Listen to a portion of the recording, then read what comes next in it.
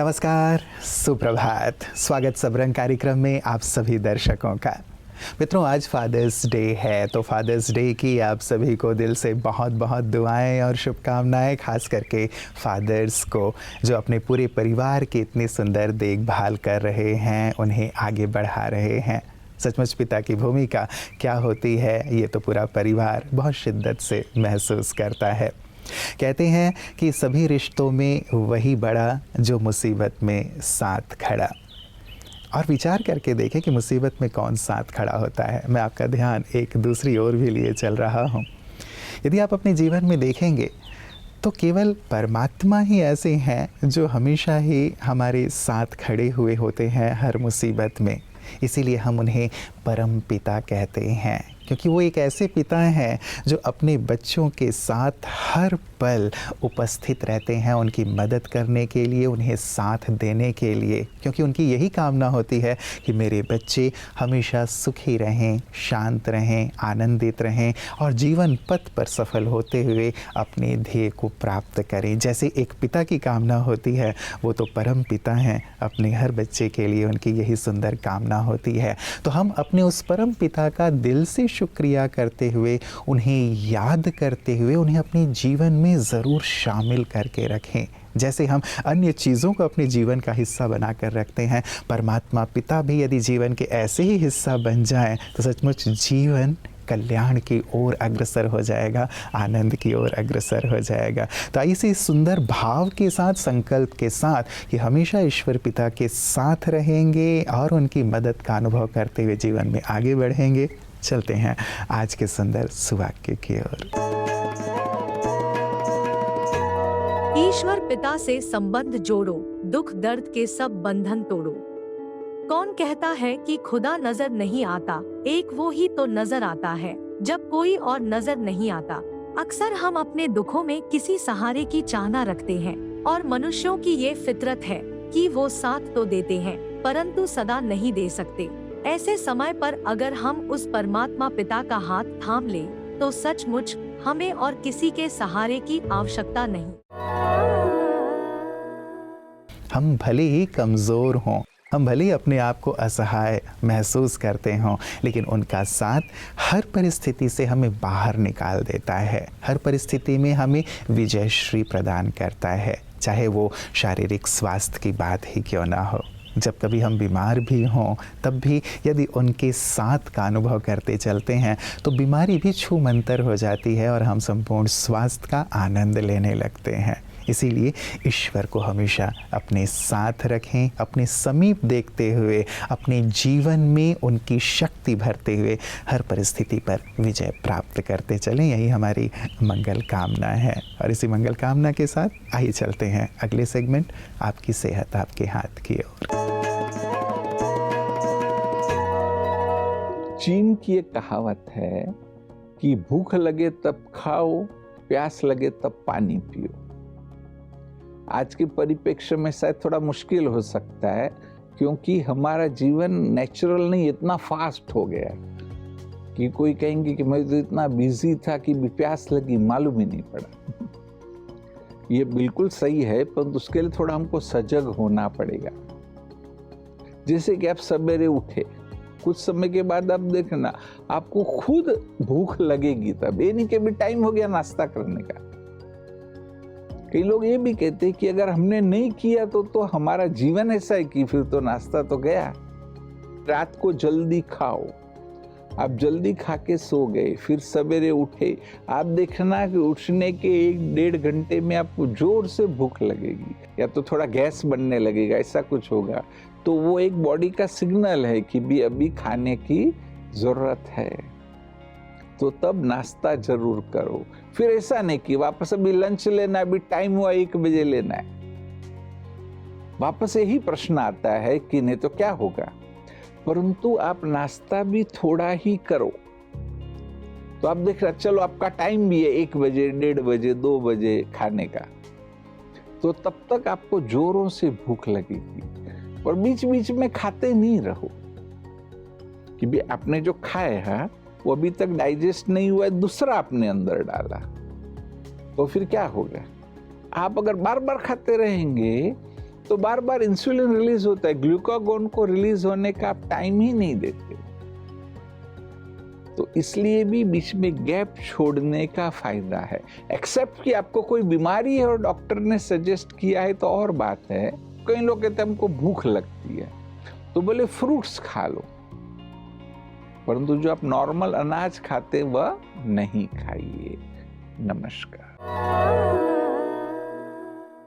यदि योग आध्यात्मिक जगत से हो जाए, अर्थात आत्मा का परमात्मा के साथ योग हो जाए, तो वो आत्मा का उत्थान करने वाला, कल्याण करने वाला हो जाता है। क्योंकि चीज़ों और व्यक्तियों से यदि योग है तो वो व्यक्ति के अंदर निराशा ही भरते रहते हैं, कहीं ना कहीं उनके अंदर नकारात्मकता ही भरते रहते हैं, उनके अंदर गिरावट ही आती रहती है।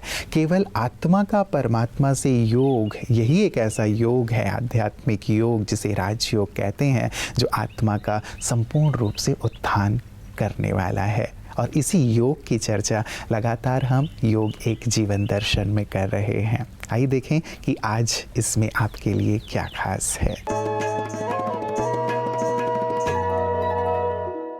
भारत की ये प्रथा सारे विश्व में फैल गई है और सब एक्सरसाइज योगा करते हैं। उससे ज़रूर फायदा होता है, परंतु उसमें संभाल भी करनी पड़ती है कि टू मच ना हो जाए, नहीं तो किसी को ब्रेन हैमरेज भी हो सकता है। अब भारत का जो प्राचीन राजयोग है उसको हम ब्रह्मा कुमारी सारे विश्व में फैलाते हैं। ये है मन को तंदुरुस्त करने का योग। हम खुली आँख से योग करते हैं, तो घर का काम करते करते, इधर उधर ड्राइविंग करते, सफ़र करते, उसी समय भी हम योग लगा सकते हैं। और इससे क्या होता है कि हम व्यर्थ से, बुराई से बच जाते हैं।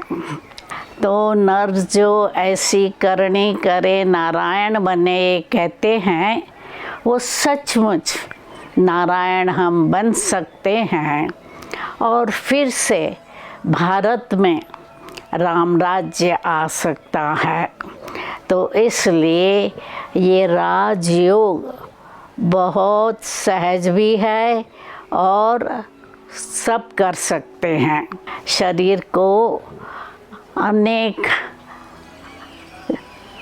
आसनों में हमको बिजी नहीं रखना है, सिर्फ मन पर ध्यान रखना है।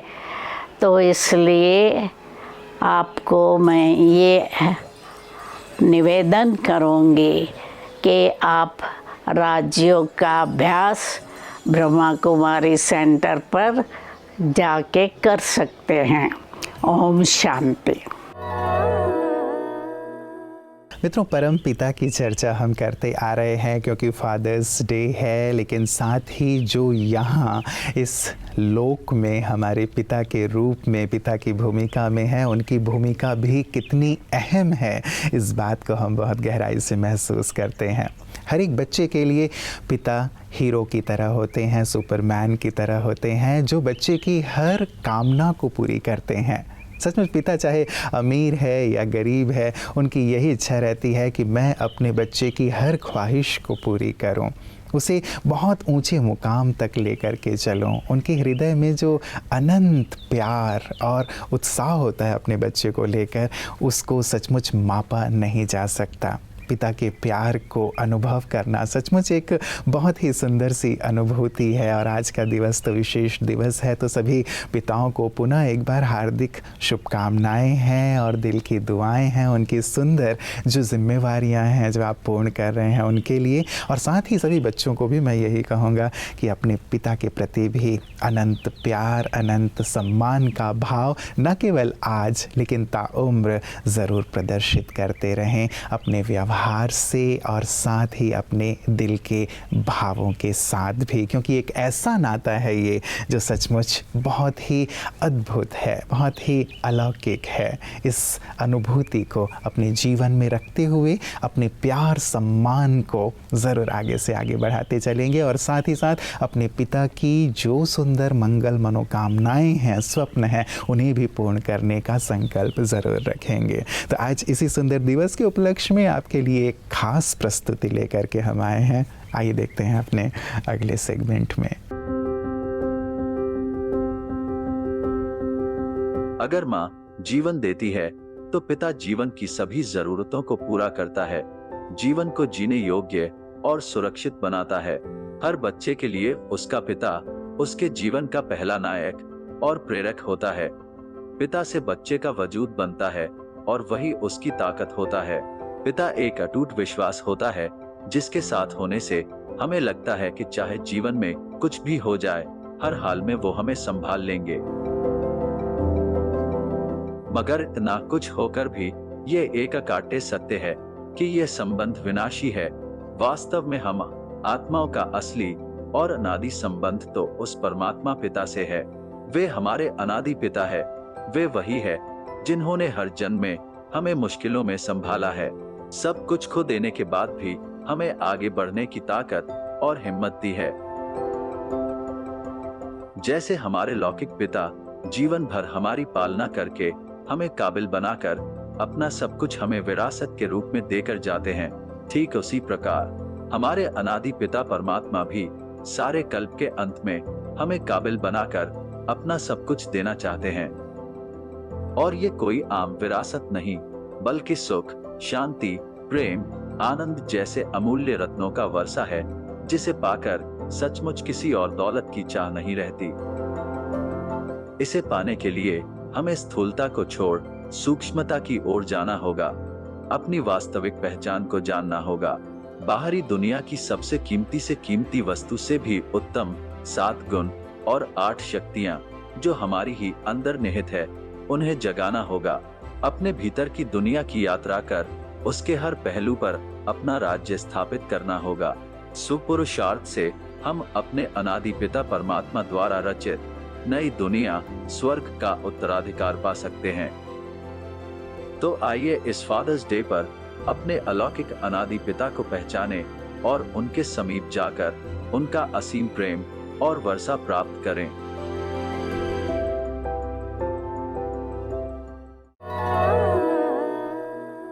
मित्रों, ये ज़माना ई युग है। ई कॉमर्स, ई बैंकिंग, इंटरनेट, ईमेल, इसी में हम सब जी रहे हैं।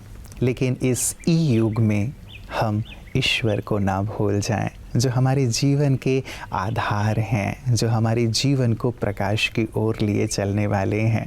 किसी ने बहुत प्यारी सी बात कही है कि तुम ईश्वर का हाथ पकड़ लो तो तुम्हें कभी भी किसी का पैर नहीं पकड़ना पड़ेगा। सचमुच वो हमारे ऐसे पिता हैं जो हमेशा ही हमें संपन्न करने वाले हैं। वो हमारे ऐसे पिता हैं जो हमारी परम हितैषी हैं, परम शुभ चिंतक हैं, हमारे जीवन को संपूर्ण सार्थक बनाने वाले हैं, हर प्रकार से संपन्न और संपूर्ण बनाने वाले हैं। तो क्यों ना आज अपने लौकिक पिताजी के साथ साथ उस अलौकिक पारलौकिक पिता की ओर भी हम देखें। और जैसे अपने पिता के साथ हमारा एक प्रगाढ़ नाता है, अटूट नाता है, पूरे जीवन का नाता है, वही नाता हम अपने उस परमेश्वर पिता से भी जोड़ लें तो जीवन में कभी भी कोई कमी नहीं रहेगी, अभाव नहीं रहेगा, लेकिन जीवन सुख, शांति और आनंद से परिपूर्ण हो जाएगा। गहराई से इस पर विचार कीजिएगा। एक बार पुनः फादर्स डे की आप सभी को अनंत शुभकामनाएं। नमस्कार। ओम शांति।